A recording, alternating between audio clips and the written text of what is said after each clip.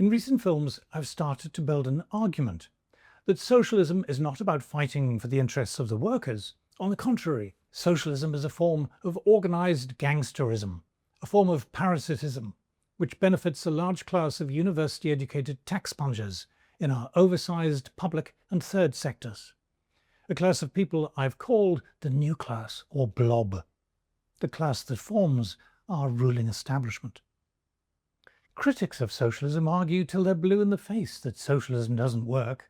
Eye-watering levels of taxation, money printing and profligate government spending does not cure poverty. It cripples economic growth and creates poverty. It's important to understand that socialists don't care. The state is not there to fight poverty and inequality and stimulate growth. The state is there to support and empower the people who run the state. It exists to confer on them money and guardianship over the rest of us, to make them the ruling class. We must stop thinking of government as a thing, of the state as a thing. It is a class of people driven by their own interests, a class of people who are paid for out of taxation and whose jobs and power are defined by the perceived need for government to look after us and regulate us. That is how they see the world. This is a class that presents itself as rational and wise and benevolent. But the new class is deeply intolerant, driven by fanatical passions. Its blind self-righteousness, its hunger for power, its hatred of its opponents. This, as we shall see, is a class whose quite deranged love of state power has given us fascism and communism. This is a class of effete snobbish intellectuals who regard the demos as something alien to be controlled. Democracy, for this class, is something which they must pay lip service, but which must be limited and subverted. The illusion of democracy must be maintained, but the content emptied out. Our choice must be the uniparty. Insofar as local national populations still have a meaningful say in their choice of government, the aim is to override even this, to transcend national government completely, to go over the heads of the people. This, together with the new class's limitless ambition for power, drives its yearning for ever more powerful transnational institutions, world government. But these are all sweeping statements. They need to be unpacked. They must be supported with evidence. So, let's look at some history. Let's zoom back in time to the First World War or the aftermath, which is when the new class in its latest iteration took shape. Let's look at the social milieu from which the new class, the blob, evolved. I'm talking about that class of Europeans called the intelligentsia. I looked at this lot in my last film, which explored why the intelligentsia so hates capitalism. In this film, I'm looking at why the intelligentsia so loves the state. The first thing to say is that from early on, intellectuals have seen the state as something which is meant to support them. In the 1920s and 30s, the most famous intellectual circle in Britain and possibly worldwide was the Bloomsbury Group. And the nearest the Bloomsbury Group came to a manifesto was Clive Bell's Civilization, published in 1928. In it, he says this very candidly. He highlights the plight of the unmarketable, impecunious, work-shy intellectual. Unluckily, material security, leisure, liberty all cost money. And ultimately, in a market economy, money is to be obtained only by productive labour. God forbid, work for a living. For Bell, getting a proper job was too hideous to contemplate, since almost all kinds of money-making are detrimental to the subtler and more intense states of mind. Intellectuals, like himself, should have their minds on higher things. There are personal relations to be enjoyed, beauty to be contemplated or created, truth to be sought. Society, for its own good, said Bell, had to be reorganized to support folk like himself, the intellectual elite, the men and women who are to compose that nucleus from which radiates civilization must have security, leisure, economic freedom, and liberty to think, feel, and experiment. If the community wants civilization, it must pay for it. His friend Aldous Huxley agreed that society had a duty to support an idle class of intellectuals. You must have a class of people who are secure, safe from public opinion, safe from poverty, leisured, not compelled to waste their time in the imbecile routines that go by the name of honest work. In practical terms, this meant public funding for colleges and universities and research institutes and opera companies and libraries. the tax-funded arts, science and educational establishment. But there was something else. It is clear from the writings of intellectuals, from the mid-19th century to the first decades of the 20th, that there was another reason to embrace state power. To the great distress of the old intellectual gentry, capitalism wasn't just making the lower orders richer. The masses were also losing their sense of social inferiority. As we've seen, through their sheer weight in the marketplace, the masses were bending culture to reflect their tastes. Newspapers were pandering to them. They were expressing opinions. They were expecting to have their say in how they were governed and who should govern them. For Nietzsche, the advent of capitalism involved the great, evil, protracted, slow rebellion of the mob and the slaves. Capitalist social mobility and the shift in political power that resulted led to the dominion of inferior men.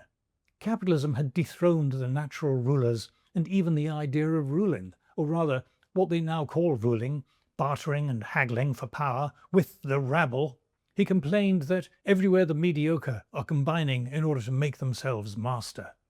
Democracy was the tyranny of the least and dumbest.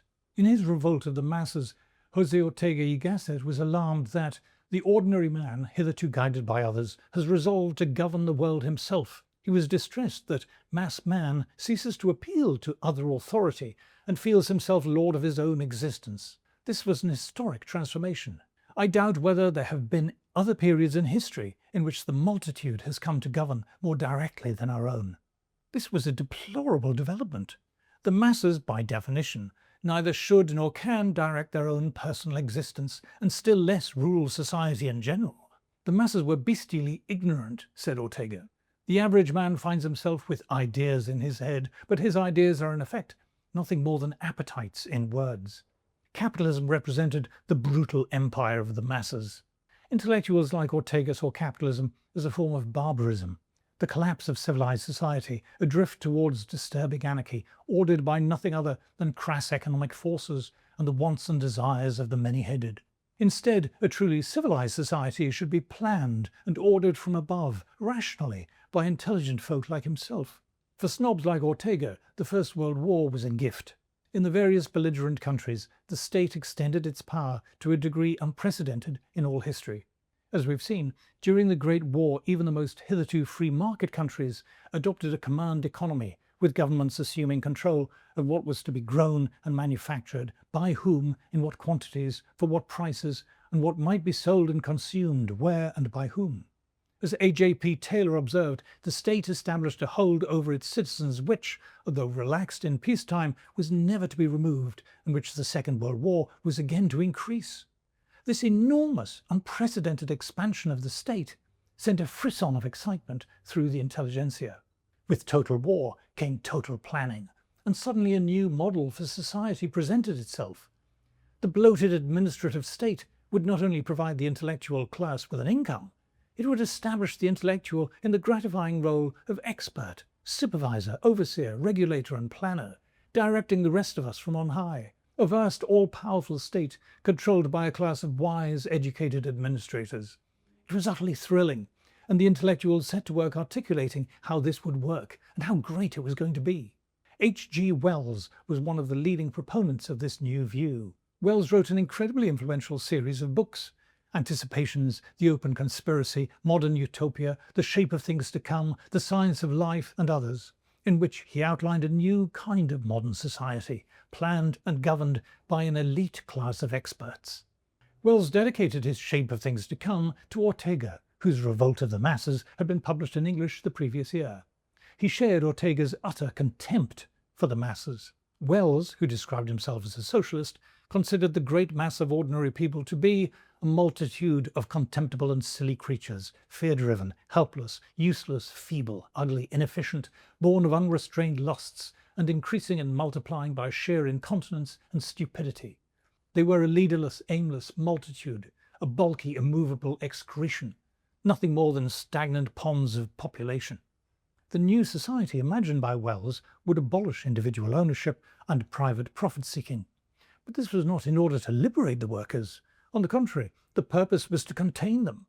He and his fellow conspirators, he said, had lost the delusive comfort of belief in that magic giant, the proletariat. The direction of society, he said, could not possibly be left in the hands of thugs, racecourse bookmakers, willful idlers, burglars and the like. Such creatures were weedy, tragic, pathetic, cruel, and sheerly horrible. They were a drifting, sullen, suspicious multitude. This view of the lower orders, by the way, was common to Bloomsbury intellectuals and his fellow socialists.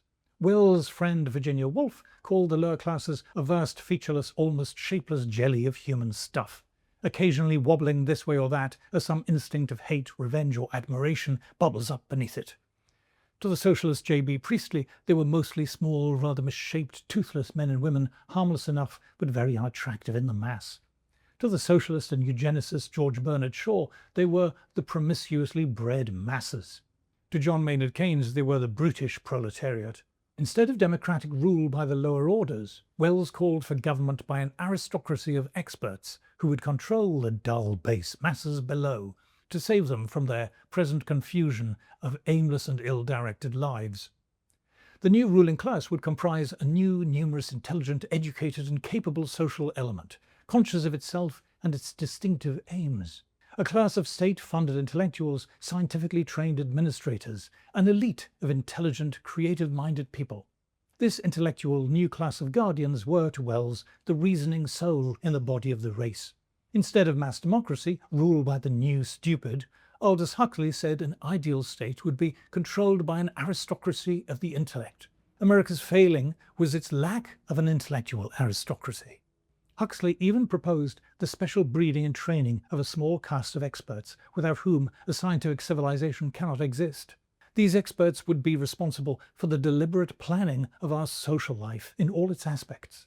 Such views, by the way, were standard among the intellectuals of the age. In 1932, for example, Freud insisted that the mob, eager for enjoyment and destruction, has to be held down forcibly by a prudent, superior class. For Wells, democracy had to be suspended because central planning and control by the new class demands a more powerful and efficient method of control than electoral methods can give. Huxley agreed that the rule of an intellectual class might mean embracing some form of totalitarianism. We must abandon democracy and allow ourselves to be ruled dictatorially by men who will compel us to do and suffer what irrational foresight demands. He said dictatorship and scientific propaganda may be the only way of saving humanity. For Clive Bell, such a tyranny of the intelligentsia was called for because there has never been a civilized democracy. Many great intellectuals of the time, Mencken, Shaw, Kipling, Belloc, T.S. Eliot, spoke out against democracy. But abolishing democracy is a tough sell to the electorate. So these intellectuals came up with a much better idea. Keep the form of democracy, elections and such, but drain it of any real substance. Under the subtle guidance of the new class, said Huxley, democracy would become an empty ritual. The sovereign people will go to the polling booths firmly believing itself to be exercising free and rational choice, but in fact absolutely predestined by a lifelong course of propaganda. This lifelong indoctrination of the population would be achieved by the domination, by the state-controlled elite, of all education and media. In the case of Britain, by the state monopoly control of education and the BBC's monopoly control of broadcasting. As Huxley says of the ordinary citizen, by the time he reaches what is sometimes ironically called the age of reason, he will be wholly unable to think for himself.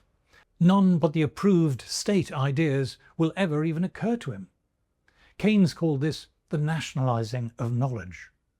The new class, of course, controls public administration and the judiciary as well as our education system. They are the ones who frame and write legislation. Pity the politician or party who goes against them. Here we have the historical origins of today's uniparty. But Wells and his friends came up with another ruse for subverting democracy. There was a danger that sovereign governments might still, to some extent, remain answerable to their voters. How much better if these governments could be overridden by a power mightier still, run by Wells and his friends. Wells talks of the necessity of disavowing the sovereignty of contemporary governments, of setting up authoritative central controls to supplement or supersede them. He said this great confusion that is democracy must pass away inevitably by its own inherent contradictions into the higher organism, the world state of the coming years. For James Burnham, if political problems were settled by scientific reasoning, we should most probably expect the political system of managerial society would take the form of a single world state.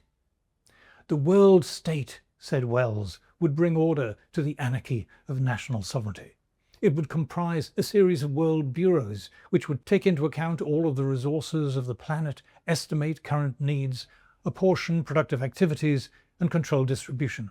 The intelligent minority who ran the great central organization would tell people what had best be done here, there, and everywhere, solve general tangles, examine, approve, and initiate fresh methods. And all of this meant the control of people. The organized world community conducting and ensuring its own progress requires a deliberate collective control of population as a primary condition. This would include limits on the general right of free movement. To facilitate this, every citizen would be forced to carry an unfalsifiable identity card, the details of which would be on a world government database, with their activities monitored by the Central Observation Bureau. Other bureaus would include educational control, which would draw together police, hygiene, schooling, and literature into one powerful nexus of control, and the education faculty of the control of health and behaviour. The considerable powers of the world state would enable it to thrust its inquiring and compelling fingers more and more intimately into the recesses of human life. Our understanding of reality would be guided by the world state, which would tell us what was true and false through the world encyclopedia establishment. These views could easily be imposed, since the World Council would have the supreme advantage of holding all communications in its hands. The job of the Department of General Psychology would be to study and guide how we think. But more than this, Wells dreamed of establishing a single state-approved world religion. The modernization of the religious impulse, which would imbue in people the desire for service, for subordination to the coming single world state. This would facilitate what Wells called a ruthless mental disinfection of the world.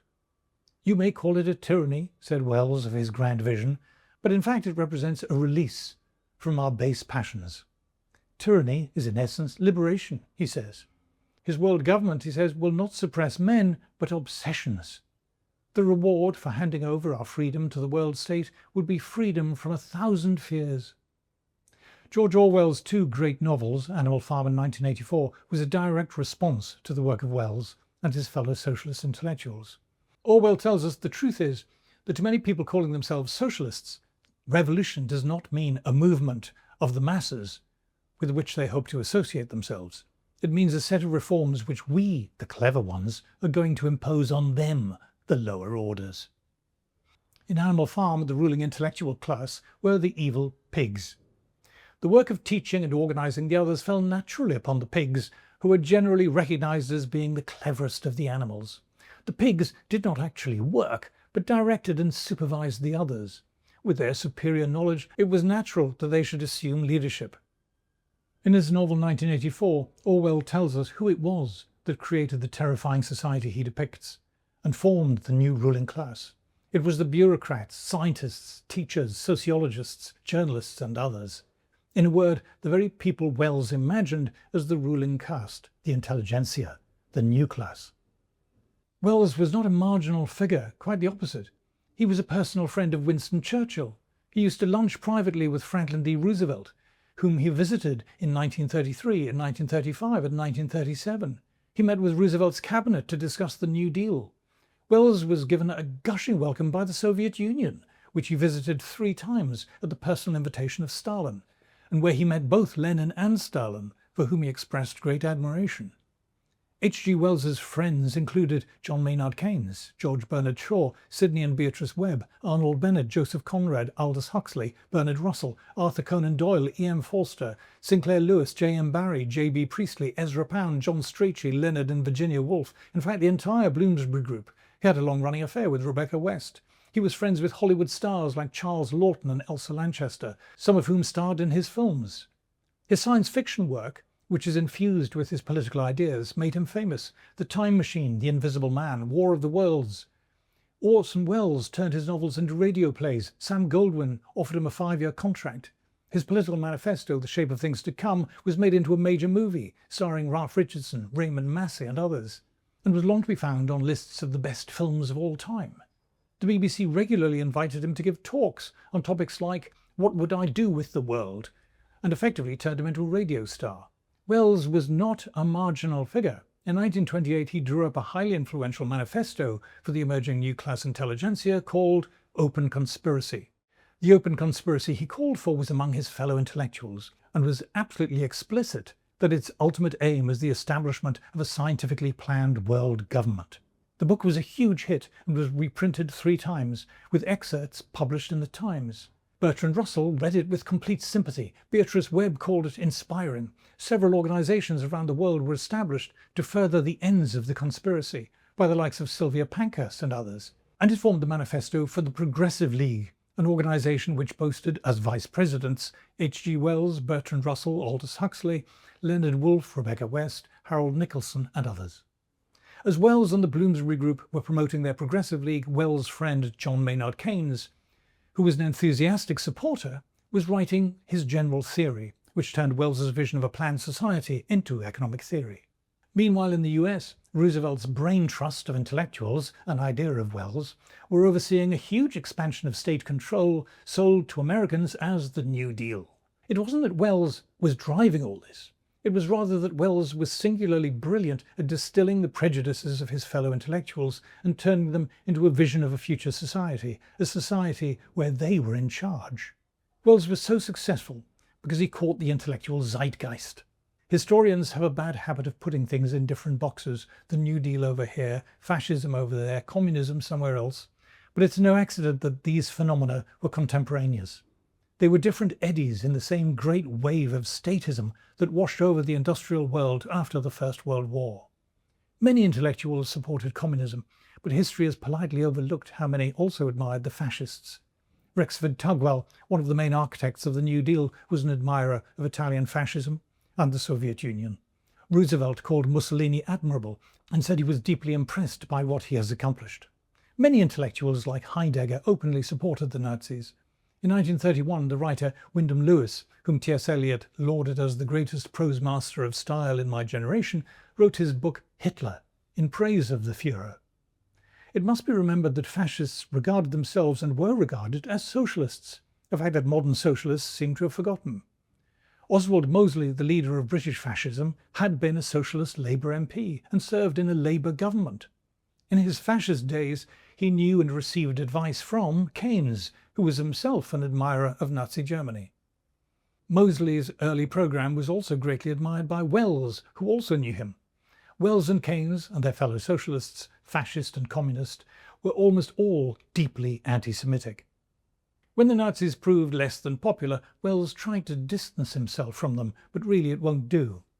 In 1938, Wells published with Julian Huxley, Aldous Huxley's elder brother, a book called The Science of Life, in which he expressed his enthusiastic support for eugenics, when, and this was public knowledge, the Nazis in Germany had for some time been sterilizing undesirables and killing mentally handicapped people. Wells and his friends were well up for this. In his book A Modern Utopia, he asks, what should a society do with its congenital invalids, its idiots and madmen, its drunkards and men of vicious mind, its stupid people, too stupid to be of use to the community, its lumpish, unteachable and unimaginative people? His terrifying answer is, the species must be engaged in eliminating them. There is no escape from that, and conversely the people of exceptional quality must be ascendant.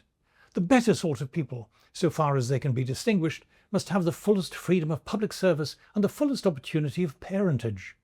His ideal state would achieve the maximum elimination of its feeble and spiritless folk of every generation. He did not merely envisaging preventing base types from procreating, he also imagined the state systematically exterminating them. Death would mean the merciful obliteration of weak and silly and pointless things. The ruling elite would have a stomach for such eugenic slaughter because they will have an ideal that will make killing worth the while. But this holocaust of the inadequates, he says, would be carried out with a minimum of suffering. In a foretaste of the Holocaust, his fellow eugenicist D.H. Lawrence imagined using poisoned gas. I would build a lethal chamber as big as Crystal Palace, then I'd go into the back streets and the main streets and bring them in, all the sick, the halt and the maimed. I would lead them gently and they would smile at me a weary thanks. It's worth remembering that not just Wells and Lawrence, but George Bernard Shaw, John Maynard Keynes, Aldous Huxley, Sidney and Beatrice Webb, William Beveridge and others were all advocates of eugenics. is not just eugenics. Almost all of the utopian vision of Wells and his friends can be found expressed clearly and unashamedly in Hitler's Mein Kampf. Hitler called for a worldview which repudiates the democratic principle of the rule of the masses and aims at giving the world to the best people. Hitler's aim was to place men of brains above the multitude and make the latter obey the former. Like Wells, Huxley and the rest, Hitler argued that the common interest is surely not served by allowing the multitude to rule, for they are not capable of thinking, nor are they efficient, and in no case whatsoever can they be said to be gifted. The best constitution, the best form of government, is that which makes it quite natural for the best brains to reach a position of dominant importance and influence in the community. As George Orwell observed, much of what Wells has imagined and worked for is physically there in Nazi Germany. The order, the planning, the state encouragement of science, all in the service of ideas appropriate to the Stone Age. Hitler's views were not some weird aberration. They were commonly held among large swathes of Europe's intellectual class. As Professor Carey rightly observes, the tragedy of Mein Kampf is that it was not, in many respects, a deviant work, but one firmly rooted in European intellectual orthodoxy. And the tragedy for us is that these ideas are far from dead. My name is Martin Durkin, and this is Gorilla Science.